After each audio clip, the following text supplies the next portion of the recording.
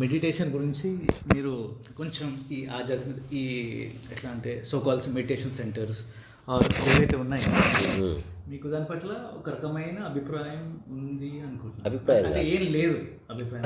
What is meditation స్పష్టంగా తెలుసు. What is meditation? తద్వారా నేను స్పష్టంగా చెప్పగలను, ఏ ఆశ్రమంలోని మెడిటేషన్ లేదు. మెడిటేషన్ లేదు. బట్ ఏంటంటే మీరందరూ అంటే మీ స్థితికి వస్తే మెడిటేషన్ అక్కర్లేదు అంటారు. కాదు, అసలు ఫస్ట్ మెడిటేషన్ ఏదో తెలుసుకోవాలి కదా. తెలుసుకోవాలి. అంటే మీరేమంటున్నారంటే దాని మూలం తెలుసుకోండి, ఒక ఫండమెంటల్ తెలుసుకుంటే ఇవన్నీ కోరిందన్నమాట. అది వేరు. మెడిటేషన్ అనేది మళ్ళీ దాని డెఫినేషన్ వేరు. ఇప్పుడు ఏదైతే ఆశ్రమాల్లో మెడిటేషన్ అంటున్నారో అది మెడిటేషన్ మెథడ్. అది meditation method and meditation are two different things. దాన్ని ఎట్లా అనొచ్చు, meditation method and meditativeness are two different aspects. Okay, అంటే మీ మాటల్లో నాకు అర్థమైందంటే దాన్ని you are not encouraging, it's not good. నేను అట్లా చేయట్లే. అసలు you should know the true definition of it. ఇది ఎలా ఉందంటే, నాకు పాలకూర అంటే ఇష్టం అని చెప్పే కంటే ముందు ఏది పడుతుంది పాలకూర అనుకో. ఫస్ట్ యూ షుడ్ నో పాలకూర అంటే ఏందో. పచ్చగున్నంత పాలకూర అయిపోదు కదా. అట్లా బాసిం పట్టేసుకొని కూర్చున్నంత మాత్రాన, నువ్వు ఒక సర్టెన్ సెటప్లో ఉన్నంత మాత్రాన, నువ్వు ఒక దాన్ని చాంట్ చేస్తున్న మాత్రాన it doesn't imply that you are meditating. You are busy, very sure, and that is helping also, no problem, but that is not meditation. అంటే నా అనుభవం ఏంటంటే మెడిటేషన్, ఇప్పుడు నేను ఒక జాబ్ చేశాను సాఫ్ట్వేర్, రియలీ హెక్టిక్ అనమాట. సో అలాంటి వాటికి నేను లాస్ట్ ఇయర్ ఎప్పుడైతే మెడిటేషన్ మూలెట్టినా వాట్స్ లైక్ అ వెరీ, అదే ఇప్పుడు నువ్వు నిర్వచించాలి దేన్ని ధ్యానం అంటున్నావు అని. పీస్. నువ్వు ఏదైతే మెడిటేషన్ చేస్తున్నావో యూ షుడ్ డిఫైన్ ఇట్. ఏం చేస్తావు, ఏం చేస్తావు? ఇప్పుడు మనం అన్నం తింటే పొద్దునకల్ పోతుంది, బ్రెయిన్లోంచి బయటికి వెళ్ళని విషయాలు. అడిగిన దానికి ఆన్సర్ ఇస్తలేడు అబ్బాయినా. మెడిటేషన్ పేరు మీద ఏం చేస్తావు? నేను సాయంత్రం యోగా చేస్తా, ఏం చేస్తావు? ఇప్పుడు నువ్వు మెడిటేషన్ చేస్తా అంటున్నావు కదా, ఏం చేస్తావు? అది అంటే చప్పట్టు కొడతావా, ఇట్లా ముక్కు పిండుకుంటావా? What will you do at that time? ఏం చేస్తావు? సో దాన్ని మెడిటేషన్ ఎవరు చెప్పారు? That is not meditation. That is not meditation. That's called transcendental meditation. Both are two different things. అందరూ ట్రాన్సెండెంటల్ మెడిటేషన్స్ చేసి అమ్ముకొద్దొబ్బుతున్నారు, దాన్ని మెడిటేషన్ అంటున్నారు. ఇవేవి మెడిటేషన్స్ కావు కావు కావు, పీరియడ్. ఇప్పుడు ఏ ఆశ్రమమైనా తీసుకో, they are giving you beautiful transcendental meditation from Maharshi Mahesh Yogi నుంచి రజనీష్ తర్వాత ఇప్పుడున్న రకరకాల బెంగళూరు, కోయంబత్తూరు ఆశ్రమాలన్నింటిలో they are helping people tremendous. కానీ they are all transcendental meditations only. They are not meditations. Transcendental అంటే నథింగ్ బట్, చిన్న ఎగ్జాంపుల్ ఇస్తే మీకు అర్థమైపోతుంది.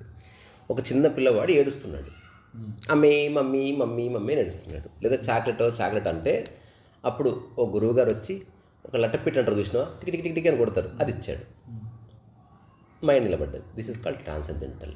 సో ఎక్కడెక్కడో ఉన్న నీ మనస్సు ఫోకస్ మొట్టమొదటిసారి ఒక్క అంశం మీదకి వచ్చింది, ఇక్కడితో అయిపోయింది. This is not meditation.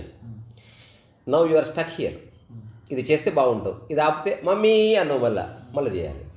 కానీ మీరు చెప్పే స్థితికి చేరాలంటే చాలా సమయం, అది అవసరమే లేదు. First know the real state. First చేరకపో, first let us figure it out what it is. తర్వాత కన్విన్స్ అవ్వు, నేను చెప్పిందని ఒప్పుకోవద్దు. ఇప్పుడు ఈ చిన్న ఎగ్జాంపుల్ అర్థమైందా మీకు?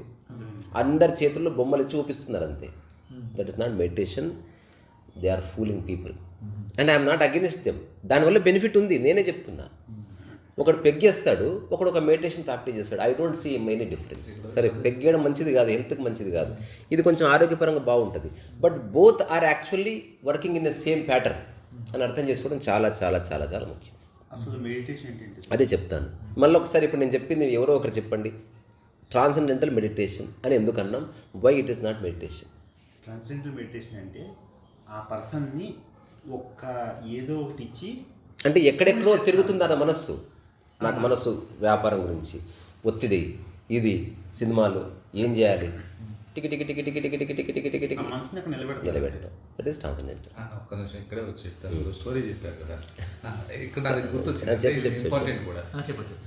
ఒక పార్క్ దగ్గర ఒక అతను కోతులన్నింటినీ మ్యూజిక్ పెట్టి ఆడిస్తూ ఉంటే అవన్నీ ప్లే ఆ మ్యూజిక్ తగ్గట్టు డ్యాన్స్ చేస్తూ ఉంటాయి. సో చూసిన ఒక అతను వచ్చి ఒకసారి మ్యూజిక్ కామంటే మ్యూజిక్ నువ్వు ఏం చేసినా సరే మ్యూజిక్ ఆపనంట. ఏం చేసిన మ్యూజిక్ అంటే కోతులు ఇంత పీస్ఫుల్ ఉన్నాయి కదా, ఒకసారి ఇంటర్వ్యూ చేద్దాం అనుకుంటుంది మిమ్మల్ని, ఒకసారి మ్యూజిక్ ఆపేస్తాను, నీ బొంద మ్యూజిక్ ఆపేసి దెంగేస్తే ఇవన్నీ అని చెప్తాడు. సేమ్ అదే ఆశ్రమం అంతే. సో అక్కడ అంటే అక్కడ ఎవరైనా అదే చేయాలి. ఎక్కువ గుంపు వచ్చినప్పుడు అవుట్ హోల్డ్ ఆన్. మెడిటేషన్ నా ఎక్స్పీరియన్స్ చెప్తున్నాను. ఇంట్లో చేసి నేను ఎక్కడ ఆశ్రమంకి వెళ్ళాను అంటే ఈయన సార్ గారు చెప్పింది ఎక్కడికి వెళ్ళాల్సిన అవసరం లేదు. అంటే ఇక్కడ మనస్థితి అంటే మీరు చెప్పారు రమణ మహర్షి ఆశ్రమానికి ఎక్కడ ఆయనకి ఎక్కడ వెళ్ళాలని రాదు ఫీలింగ్, మనకు వస్తుంది వెళ్ళాలని. అదే స్థితిలో మనం కూడా ఇప్పుడు నేను అలాగే ట్రై చేస్తాను. అయితే నువ్వు చెయ్యి, but know the meanings and convince అవ్వు, ఫోర్స్ చేయట్లేదు నేను. సో ట్రాన్సెండెంటల్ మెడిటేషన్ ఉపయోగపడుతుంది, కానీ వాట్ ఈజ్ మెడిటేషన్ అనేది very scientific. Transcendental meditation for everybody. నా దమాగ్ ఖరాబ్ అయిందా, focus on a dot, focus on something, focus on idol, focus on temple. You are ఎక్స్టర్నల్గా చూస్తున్నావు దాన్ని. కానీ ఫోకస్ ఆన్ బ్రెత్. ఎక్కడికి వెళ్ళిన టెంపుల్కి వెళ్తే అక్కడ ప్రశాంతత. నేను చెప్పేది ఏదో ఒక దాని మీద పట్టుకుంటే నీకు నిలబడుతుంది మనస్సు. ఇది నా మెడిటేషన్ కాదని నేను చెప్తున్నా. ఇప్పుడు మెడిటేషన్ అంటే ఏంటంటే, for the first time you are looking into your mind thought process. నీ ఈ డే టు డే లైఫ్లో దేనివల్ల నీకు అశాంతి వస్తుందో దాన్ని గుర్తించావు, దట్ ఈస్ మెడిటేషన్.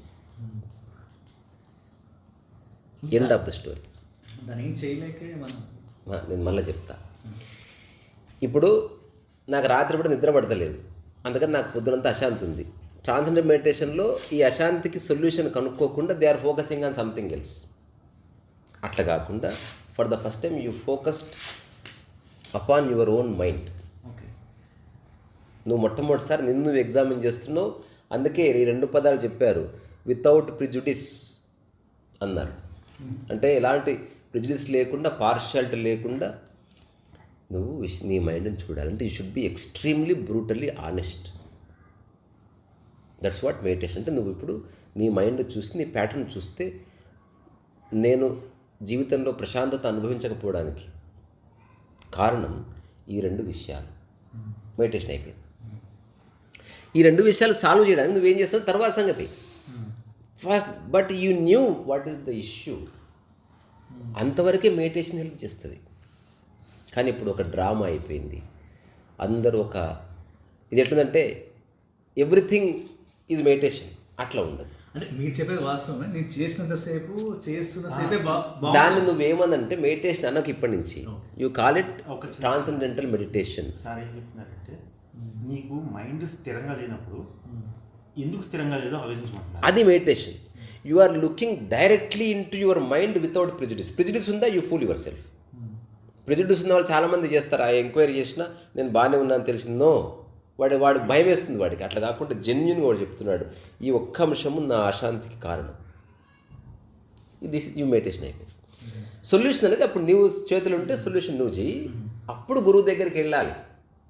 అక్కడ వస్తాడు గురువు. గురువు దగ్గర మెడిటేషన్ చేయడం కాదు. మెడిటేషన్లో నీకు సమస్య స్పష్టంగా తెలిసిన వాడే గురువు దర్శనం చేసుకోవాలి. మిగతా వాళ్ళకి అర్హతనే లేదు. ఇప్పుడు నాకు ట్యూమర్ ఉంది కడుపులో, నేను ఆర్ఎంపీ డాక్టర్ దగ్గరికి పోతానా? పోను. ఎంత పెద్ద డాక్టర్ ఉన్నా పోను. స్పష్టంగా అడుగుతావు, ఈ కడుపులో ఉన్న ట్యూమర్ తీసే డాక్టర్ పేరు ఏమిటి? ఓకే, దాని ఏదో ఒక స్పెషలిస్ట్ అంటారు దీన్ని. ఓకే, అతను ఎక్కడ ఉంటాడు? నీకు ప్రశ్నల్లో ఒక స్పష్టత వచ్చేస్తుంది. Because you know the problem and it's core. Okay, మీరు కోర్ని చూడాలి. పట్టుకోవడమే, నిన్ను డిస్టర్బ్ చేసేదాన్ని పట్టుకో. అది తీసేస్తే మిగిలిన ధ్యాన స్థితి కదా. అందుకే గురువుని కలుసుకో అంటున్నా. ఇప్పుడు నీకు సమస్య తెలిస్తే గురువు ఉన్నాడబ్బా. సమస్య తెలియకుండా గురువు అనుకో, యు ఆర్ బీయింగ్ ఎంటర్టైన్డ్ అంతే. ఏ గురువు? అప్పుడు నువ్వు గురువుని పట్టుకుంటావు. నీ సమస్యకు తగ్గ గురువు నువ్వు పట్టుకుంటావు. అప్పుడు అతను ఆశ్రమంలో ఉండడు, పక్కింట కూడా ఉండొచ్చు.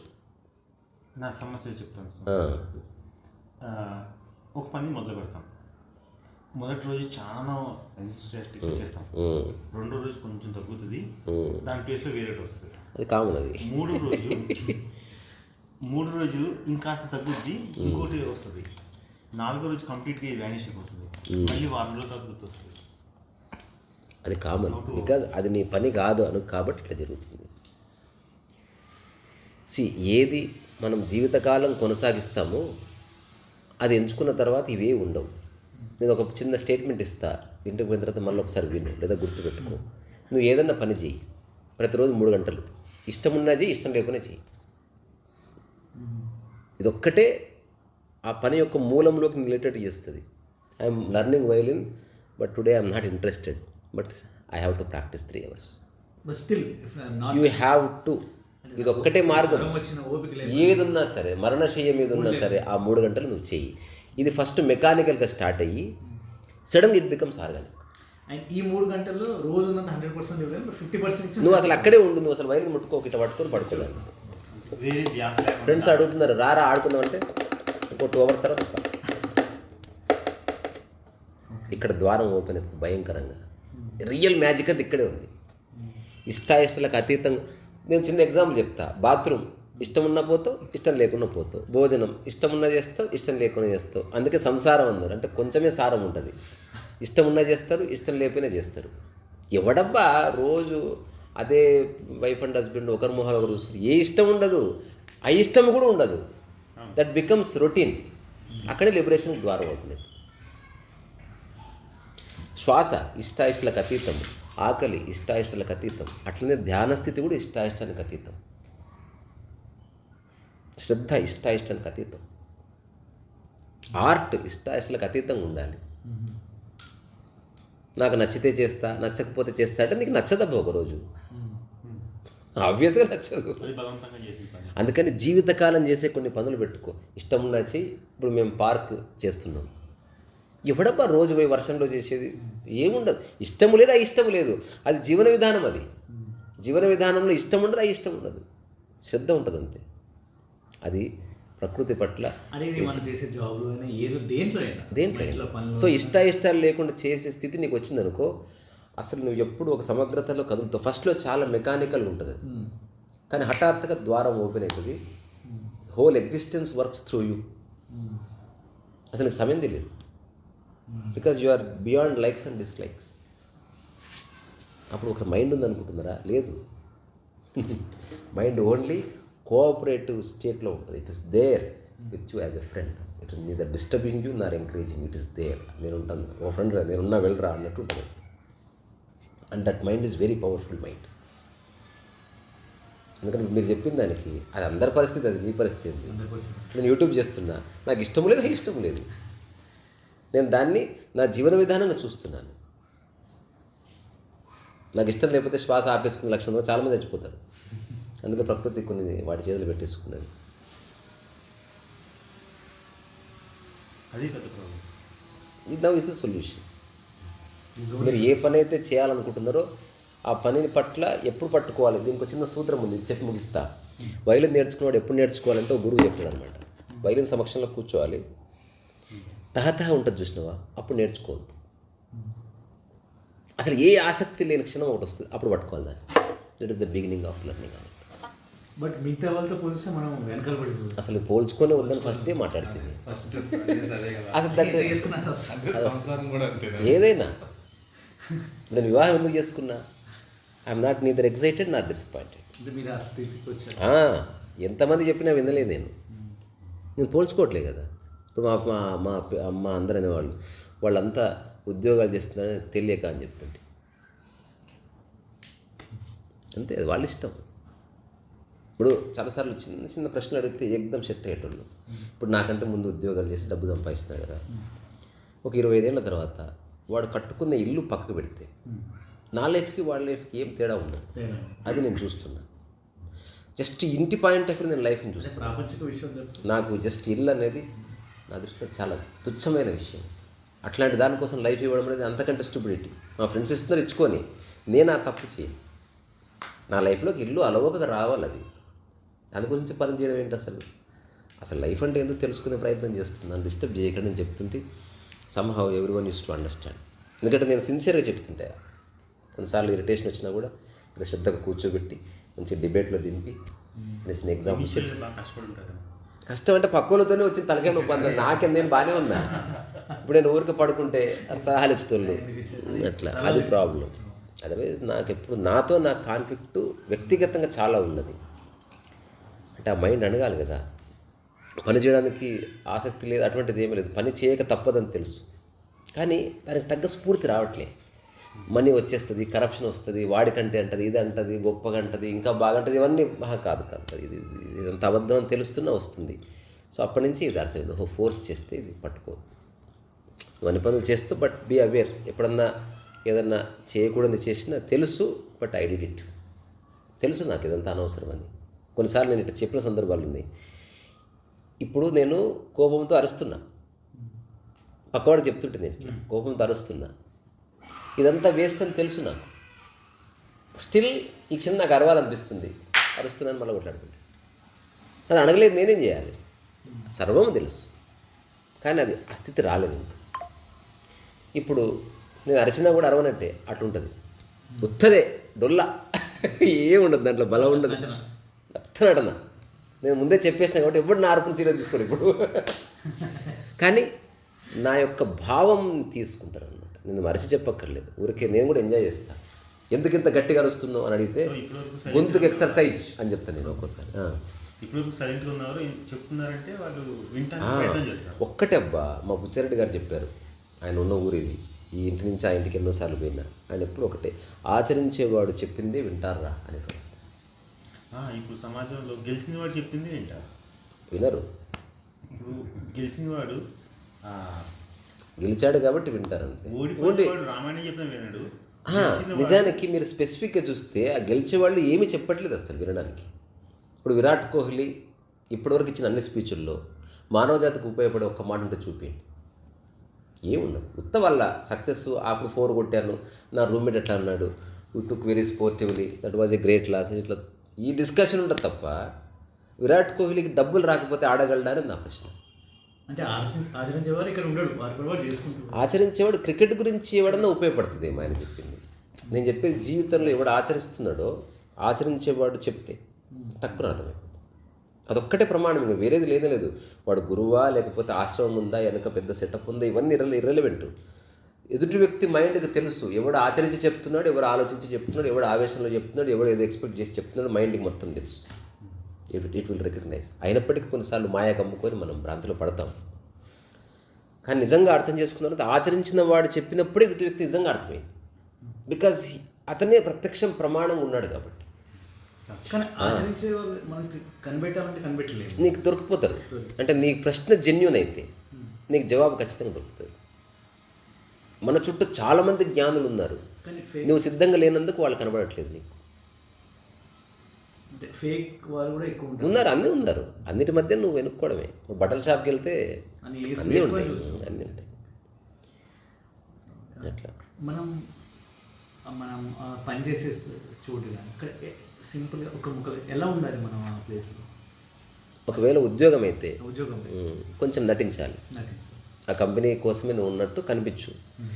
నీకు ఎంత పని వచ్చో అంత చెయ్యి. ఎవరైనా సలహా ఇస్తే వెంటనే చాలా ఎక్సలెంట్ అని చెప్పు, కానీ ప్రతిసారి చెప్పకు. అప్పుడప్పుడు చిన్న అపోజ్ చేయి, with all due respect, I'm very sorry, నేను దీన్ని అంగీకరించని చెప్పు, ఉత్త కథలు చెప్పు. కానీ కంపెనీ ప్రగతి కోసం పని చేయి. అందులో నీ ప్రగతి దాగుంది కాబట్టి బీ సిన్సియర్, కానీ don't take it very seriously. అంటే అక్కడ ఆఫీస్లో అఫెండ్ అవ్వకూడదు, పర్సనల్గా తీసుకోకూడదు, అప్రైజల్ని అచీవ్మెంట్ని పట్టించుకోవద్దు. నీవు కంపెనీకి ఇంపార్టెంట్ అన్న సందేశాన్ని నువ్వు అందజేయగలిగితే నీ లైఫ్ బాగుంటుంది. మన కుటుంబ సభ్యులతో ఎలా ఉండాలి? నీవు ఇలా ఉండు, ఈగోలెస్గా ఉండాలి. వాళ్ళు 2 తిట్టినా పడు, ఓకే ఓకే, అస్సలు డౌన్ టు ఎర్త్కుండా దరిద్రంగా ఉండు అసలు ఇంట్లో. చాలా బాగుంటుంది. మధ్య మధ్యన బీ లైక్ ఎ మ్యాన్. మధ్య మధ్య చెప్పాల్సింది చెప్తూ మళ్ళీ న్యూట్రల్గా ఉండు. చెప్పాల్సింది చెప్తూ ఉండు, but make sure the communication exist. Friction దారి తీయకుండా నిన్ను ఏమైనా అనగలిగే ఒక స్వేచ్ఛ ఉంచుతూ, నువ్వు ఏమైనా చెప్పగలిగే ఒక స్వేచ్ఛ ఉంచుకొని అందులోనే అన్నీ జరగాలి తప్ప మనం కానీ be diplomatic, down to earth diplomatic. నేను అనుకున్నాను కదా, పాదరక్షలతో పాటు ఆహారాన్ని వదిలి ఇంట్లోకి పో. అంత వదిలేదా మనం ఇంట్లో కానీ ఆఫీస్ కానీ మనల్ని గెలిగేవాళ్ళు కానీ ఎప్పుడూ ఉంటారు. వాళ్ళంతా నీకు టెస్ట్ పెట్టడానికి వచ్చిన దేవదూతలు. అంటే నువ్వు ఎట్లున్నావో వాళ్ళు నువ్వు ఎట్లున్నావో తెలియాలి కదా నీకు. నీకు ఎవ్రీడే ఎగ్జామ్, నువ్వు ప్రాక్టీస్ చేస్తున్నావు లేదా అంతే నీకు తెలుస్తుంది అన్నాడు. ఇప్పుడు నా చుట్టూ నేను ఎప్పుడు కోరుకుంటాను డిస్టర్బ్ చేసే వాళ్ళు వస్తే బాగుండు. ప్రకృతి చాలా మందిని పంపించింది నాకు. అంటే వాళ్ళు ఎలా డీల్ చేయాలి? నేను డీల్ చేయను, నేను అర్థం చేసుకుంటా first. I have no qualms against anybody. నేను అర్థం చేసుకుంటా ఆ వ్యక్తి ఎవడు, అతను ఏ మానసిక స్థితిలో అతను ఉన్నాడు అనేది చూస్తాను. చూసిన తర్వాత సందర్భాన్ని బట్టి రకరకాలుగా ప్రవర్తిస్తా. అది దాంట్లో ప్లస్ మైనస్ ఏమి ఉండదు, చూస్తాను. రకరకాలుగా చెప్తాను నేను. నా దగ్గర అంటే చెప్తూ వెళ్తాను. రకరకాలు అంటే వాడు వినడానికి సిద్ధంగా ఉన్నప్పుడు చెప్తా, లేదు సిద్ధంగా లేనప్పుడు చెప్పను. అసలు నేనే తిట్టించుకుంటా అవసరమైతే. Time waste. కానీ ఇప్పుడు మన ఇంట్లో ఉండేది వచ్చేది ప్రశాంతంగా వస్తాం, ఆఫీస్లో కూడా మన పని మనం చేసుకున్నాం. ఎప్పుడన్నా బాగా రష్ ఉన్న ట్రైన్ జర్నీలో ఒక ప్రయాణికుడు మానసిక స్థితి నాది. ఎప్పుడు చూస్తూ ఉంటాడు అనమాట. సీట్ దొరికితే కూర్చుంటాను అంతే.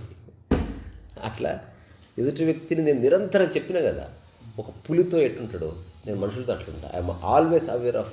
ఇప్పుడు ఒకవేళ మీరు నా సమక్షంలో ఉన్న వీడికి 20 పరిచయం అని స్పెషల్గా చూసేది, ఏ క్షణం ఆ క్షణమే నాది.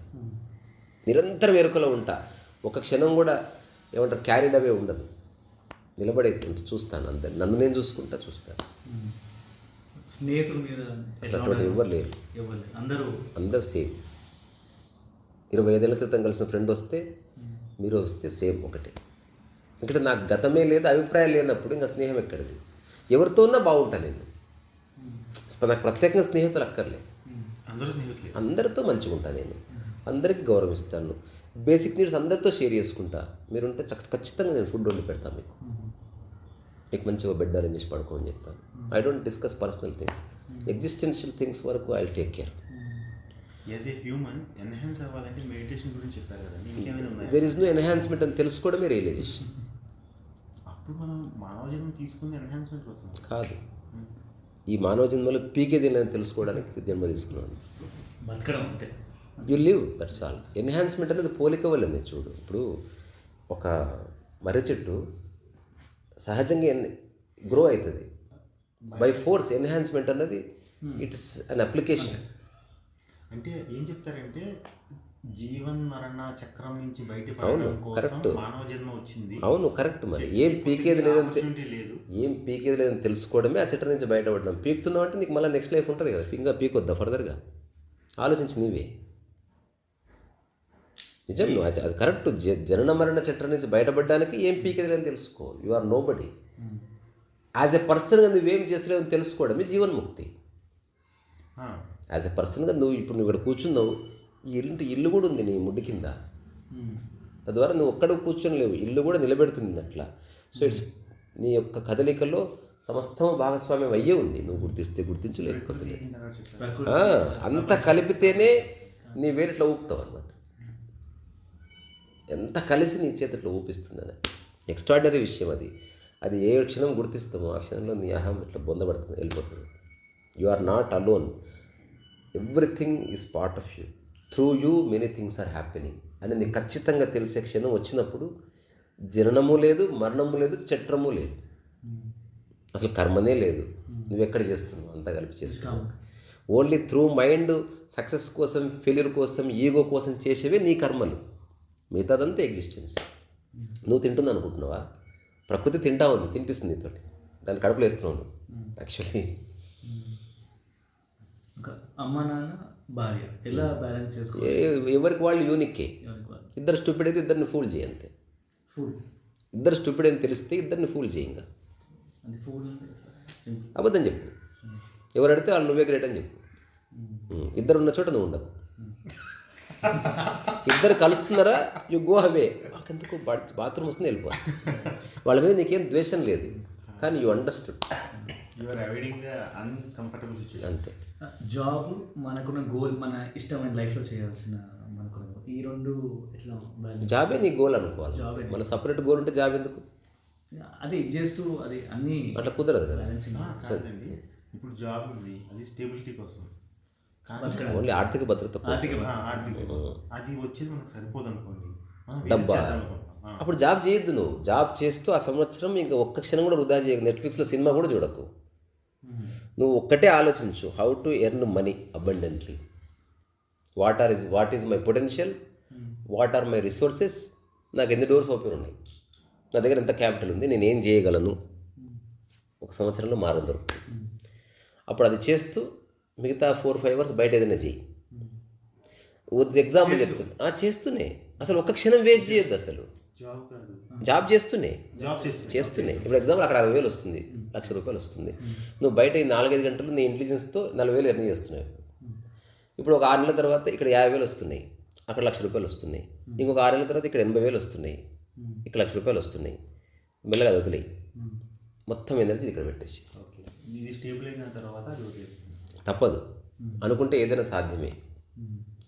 సో ఈ 5-6 విషయాలు కన్సిడర్ చేస్తే నీకు మార్గం దొరుకుతుంది. నీవు, నీ శరీరం, నీ మైండ్, ఈ 3 చూసుకో. అంటే నీ బాడీ ఎంతవరకు స్ట్రెస్ని తట్టుకుంటుంది, ఎంతవరకు బరువు మోయగలుగుతుంది, ఫిగర్ ఇట్ అవుట్. దానికి ఏదైనా ప్రాబ్లమ్స్ ఉన్నాయా, కన్సిడర్ ఎవ్రీథింగ్, అదర్వైజ్ కొలాప్స్ అయిపోతుంది. కన్సిడర్ యువర్ మైండ్, స్ట్రెస్ తీసుకోగలదా, తీసుకోకపోతే చేయకు. అంటే పోయి నెత్తికి పెంటగా కుట్టుకున్నాను, ఎవడెవడ తిడితే పట్టించుకుంటావా? దిగితేనే కదా తెలిసేది. ముందు చెక్ చేసుకో, ముందు ఆన్సర్ చేయి. స్ట్రెస్ తీసుకోగలవా, నువ్వు అనుకునే జరగకపోతే యాక్సెప్ట్ చేయగలవా, కొంచెం ఎక్కువ టైం అయినా పేషెంట్గా ఉండగలవా? ఇదంతా నీ మైండ్కి సంబంధించిన ఫెనామినా. క్వశ్చన్, లేదా ఎవరైనా నాలాంటి వ్యక్తిని అడుగు, నేనే ప్రశ్న అడుగుతా, జవాబు తెలుసుకొని రాసుకో పేపర్ మీద. నీ మైండ్ బాడీ నాకు సమస్యలు తీరిపోయింది, నీ రిసోర్సెస్ ఏంటి, నీ డబ్బులు ఏమైనా ఉన్నాయా, ఎంతవరకు ఇంటి నుంచి వస్తుంది, అప్పులు చేయకుండా.